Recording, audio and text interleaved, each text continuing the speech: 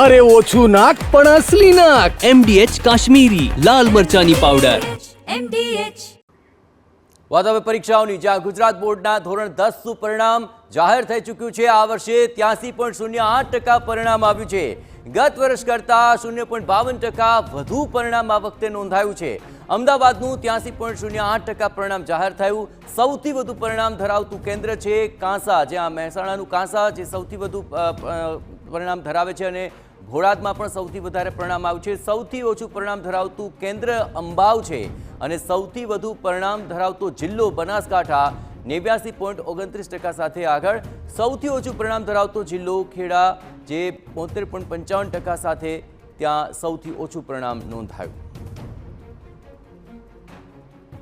પરિણામ આવ્યું છે અને પરિણામ સાથે ઘણી બધી આશાઓ પણ લાવ્યું છે. હવે વિદ્યાર્થીઓ પોતાનું આગળનું કરિયર વિચારી રહ્યા છે કે કેવી રીતે પોતાના ભવિષ્યને આગળ લઈ જવું.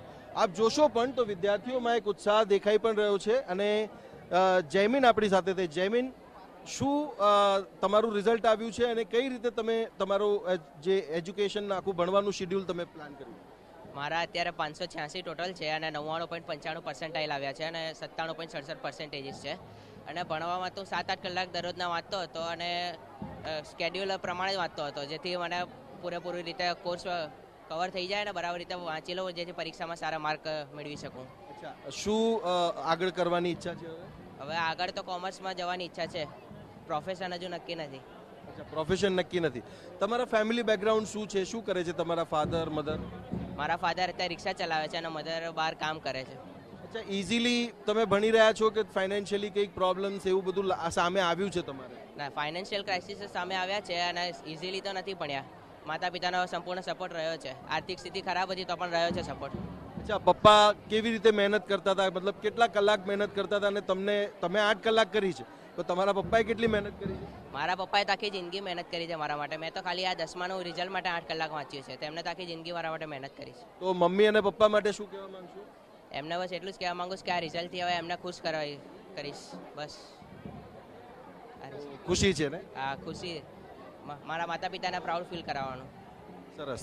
તો દર્શ, તમારું શું કહેવું છે? કેવી રીતે તમે તમારું રિઝલ્ટ આવ્યું છે અને શું પ્લાન કર્યું છે?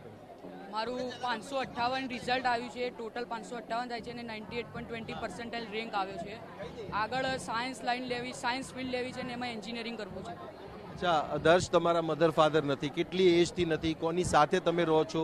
ભણવામાં તમને એટલી સરળતાથી તમે ભણી શકતા હતા કે કંઈક હર્ડલ્સ પણ આવતા હતા? હું 8th સ્ટાન્ડર્ડમાં હતો ત્યારે જ મારા મમ્મી પપ્પા નહોતા અને સ્ટ્રગલ તો આવવાના જ હતા, પણ તો બી મેં મારી જાતને સંભાળી લીધી અને એવી રીતે તૈયારી હું કરતો હતો. સપોર્ટ તો રહ્યો છે. અચ્છા, એવું કહેવાય તમે કદાચ સ્કૂલમાં ભણતા હશો, ટ્યુશન વગેરે તમારું હતું? ટ્યુશન રાખ્યું હતું, ગ્રુપ ટ્યુશન હતું મારે. અચ્છા, ઘરમાં કદાચ મમ્મી પપ્પા હોય તો એમની પાસેથી ભણી લો, પણ મમ્મી પપ્પા ના હોય તો પછી નાના નાની તમને ભણાવતા હતા? ના, હું મારી જાતે જ ભણતો હતો.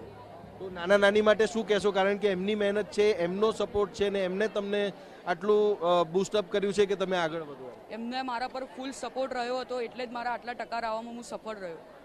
શું તમારા મધર ફાધરને શું થયું હતું? કેટલી એજમાં તમે કીધું? હું 8th સ્ટાન્ડર્ડમાં હતો ત્યારે મારી માતાને કેન્સર હતું, એટલે એમની ડેથ થઈ, અને મારા પિતાને પણ એવું જ હતું, એટલે એમની ડેથ થઈ. હવે શું સપનું છે? તમારું સપનું છે કે પરિવારનું સપનું છે કે પછી નાના નાનીનું સપનું છે કે તમે આગળ વધો અને એન્જિનિયરિંગ કરો કે તમારું પોતાનું? બધાનું સપનું તો છે, પણ મારા નાના નાની કહે છે કે તું આગળ વધ અને એન્જિનિયરિંગ કર, એટલે મારે પણ એન્જિનિયરિંગ કરવું છે. તમારે બીજા કોઈ ભાઈ બહેન? ના, કોઈ. હું એકલો જ છું. તો દર્શ અને જયમીન, તમે જોઈ પણ રહ્યા છો કે જે આ બંને વિદ્યાર્થીઓ છે એમના જીવનમાં એક અલગ જ પડકારો હતા, અને અલગ જ પડકારો સાથે એમણે પોતાનું આ પરિણામ છે, પરિણામ સાર્થક કર્યું છે. અને બોર્ડના રિઝલ્ટ બાદ હવે આગળનું ભવિષ્યનું પ્લાનિંગ એમનું તેઓ કરી રહ્યા છે. કેમેરામેન મનીષ ત્રિવેદી સાથે સચિન પાટીલ, TV9. MDH બિરયાની મસાલા, પારંપરિક બિરયાનીનો અસલી સ્વાદ. असली मसाले साथ साथ MDH